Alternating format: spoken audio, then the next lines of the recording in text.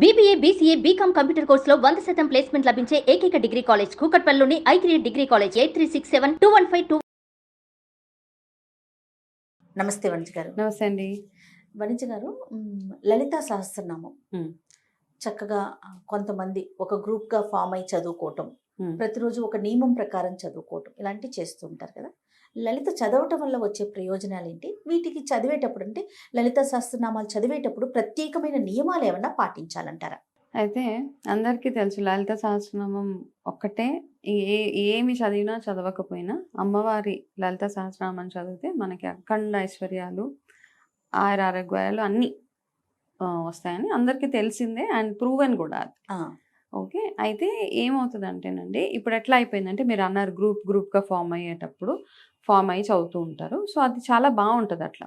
అన్నిసార్లు చదివితే ఏమంటారంటే ఇట్లాంటి కంబైన్డ్గా చదివితే ఎనర్జీ ఫ్రీక్వెన్సీస్ ఏవైతే ఉంటాయో దానివల్ల ఏమవుతుందంటే మన చుట్టూరు ఉన్న ఆరా ఎన్హాన్స్ అయ్యి నెగటివ్ ఎనర్జీస్ ఏవైతే ఉంటాయో అవన్నీ ఫస్ట్ వెళ్ళిపోతాయి. మంచి విషయం అది అన్నమాట. అందుకనే చూడండి, సామూహికంగా చేస్తేవి ఏమున్నా కానీ మీరు ఇస్కాన్ టెంపుల్స్కి వెళ్ళిన భజనలకి వాటికి మనం అందులో ఇంకా తన్మయత్వం అనమాట.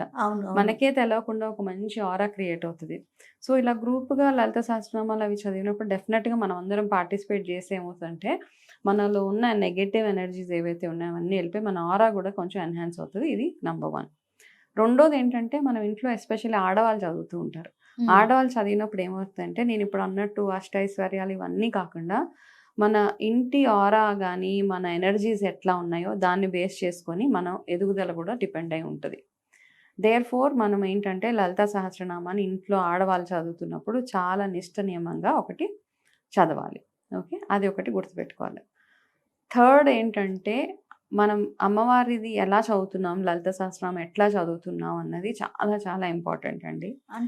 అంటే అమ్మవారు ఆగ్రహించర్లే కానీ ఎప్పుడన్నా చదవచ్చు, ఎట్లా అన్నా చదవచ్చు అని అందరు అనుకుంటూ ఉంటారు. అమ్మే కదా, అమ్మ ఏం చెప్పించదు. కాకపోతే మనం అమ్మవారికి ఇచ్చే రెస్పెక్ట్, మర్యాద అనొచ్చు, భక్తి అనొచ్చు, మనం ఆమెను ఎట్లా ట్రీట్ చేస్తున్నాం అన్నది మన మీద డిపెండ్ అయి ఉంది.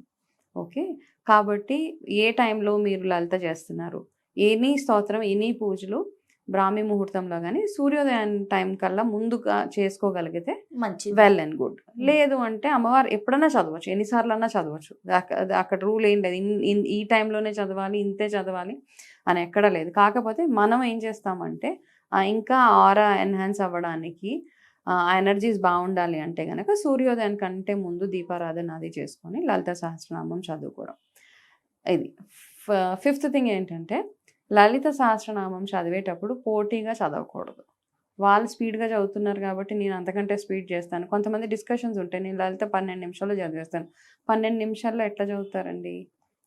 టైం పడుతుంది, అట్లీస్ట్ హాఫ్ అన్ అవర్ పడుతుంది. మనం స్పష్టంగా చదవాలి అంటే చదవాల్సిన అవసరం కూడా అవసరం లేదు, అక్కడ రేస్ పరిగెట్టక్కర్లేదు.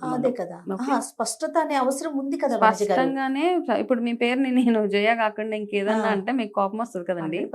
సో కాబట్టి అమ్మవారిని లలిత సహస్రనామాలు చదివేటప్పుడు ప్రతి ఒక్క అక్షరాన్ని ఇప్పుడు మీరు ఒకటే రోజులో చదివే నేర్చుకునే ఫ్రేజ్ ఏదైతే ఉందో అందులో ఏదో సింగిల్ డేలో మీరు 12 నిమిషాలు పోటీయే లేదు అసలు. ఇక్కడ అమ్మవారి లలిత సహస్రనామం విషయాల్లో ఎక్కడ పోటీలు అక్కర్లేదు. వాళ్ళకంటే నేను బాగా చదువుతాను, వాళ్ళకంటే నేను బెటర్, అట్లాంటివన్నీ ఫస్ట్ మైండ్లో నుంచి తీసేసి మీకోసం మీరు చదువుతూ అర్థం చేసుకొని చదువుతూ ఉంటే గనక మనకి అందులో నుంచి ఎట్లా అంటేనండి మనకి ఒకలాగా కౌన్సిలింగ్ అయిపోతుంది అనమాట. ఇవన్నీ చదువుతున్నప్పుడు మనం రామాయణ మహాభారతాలు ఇవన్నీ చదివినా మనకి పర్సనాలిటీ డెవలప్మెంట్ అవుతుంది. అలాగే లలిత సహస్రనామం అవి చదివినప్పుడు మనకి స్పష్టత ఏర్పడుతుంది, మనకు ఒకటి క్లారిటీ వస్తుంది మైండ్. అండ్ రెగ్యులర్గా చదివే వాళ్ళు ఉపాసన ఎవరైతే చేస్తారో వాళ్ళని చూస్తే కూడా ఒకలాంటి కంపోజ్డ్గా ఉంటారు. వాళ్ళని చూడగానే ఒక మంచి ఫీలింగ్ మనకు వస్తుంది, తెలిసినా తెలవకపోయినా నవ్వాలనిపిస్తుంది. ఇట్లాంటివన్నీ ఆ ఫీలింగ్స్ ఉంటాయన్నమాట.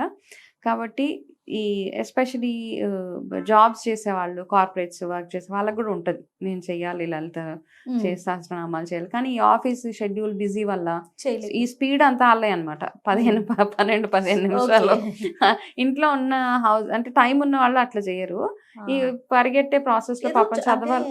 ఎట్లా అయిపోతుంది అంటే మంచిగా చాలా మందిని వింటూ ఉంటాను, లలిత చేసేయాలి అని ఒక నియమం పెట్టుకుంటారు.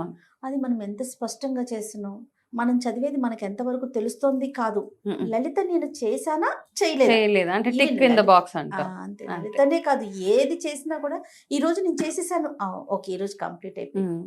అట్లనే ఆలోచిస్తూ ఉంటారు కదా. లేదు అలా కాదు. అయితే ఇక్కడ ఏంటంటే ఈ వర్కింగ్ వాళ్ళు ఫ్రైడేనే చదవాలి.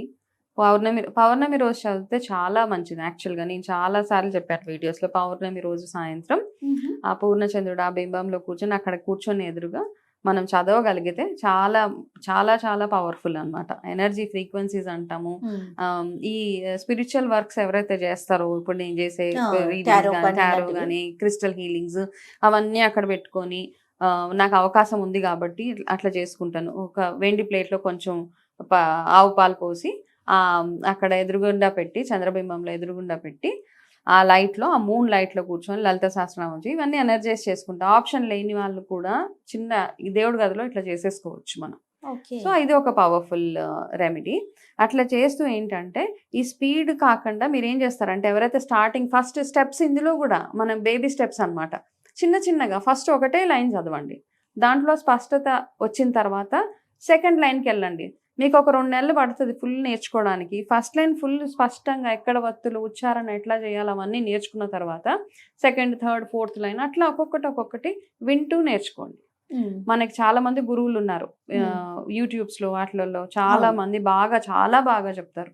మ్. చెప్తే వాళ్ళ దగ్గర నుంచి నేర్చుకుని వినండి వాళ్ళు ఎట్లా ఉచ్చారణ చేస్తున్నారు అండ్ మీనింగ్స్ కూడా ఒక్కొక్క దానికి ఏంటి అర్థాలు అన్నీ చెప్తా ఉన్నారు. సో అవన్నీ తెలుసుకుని అర్థం తెలుసుకొని చదివితే ఇంకా బాగుంటుంది మనకి. అవును. ఏదో చదివేసాం మనకి మీనింగ్ తెలవకుండా ఉంటే మాత్రం అవును. అది ఎంత చేసినా మనకి దాని ఫలితమే దక్కదు. కాబట్టి మనం అమ్మవారిని ఫస్ట్ ఏంటంటే మర్యాదపూర్వకంగా ఆ పూజలు అన్నవి చేయాలి. చేసేటప్పుడు కొన్ని నియమాలు, స్నానం చేసుకొని ఎక్కడ పడితే అక్కడ మంచం మీద కూర్చోనో లేకపోతే ఎక్కడ పడితే డర్టీ ప్లేసెస్లో అట్లా కూర్చొని చేయకుండా ఒక మంచి రోజు సాధన చేయాలనుకున్న వాళ్ళు మాత్రం ఉదయాన్నే స్నానం చేసి ఒకటే ప్లేస్ చూస్ చేసుకోండి. మీరు వేసుకునే ఆసనం ఏదైతే ఉంటుందో అది కూడా ఒకటే ఉండేవండి. అంటే ఎనర్జీస్ అంటాం అవంటాం అవి బాగా వర్క్ చేస్తాయి అన్నమాట. ఓకే.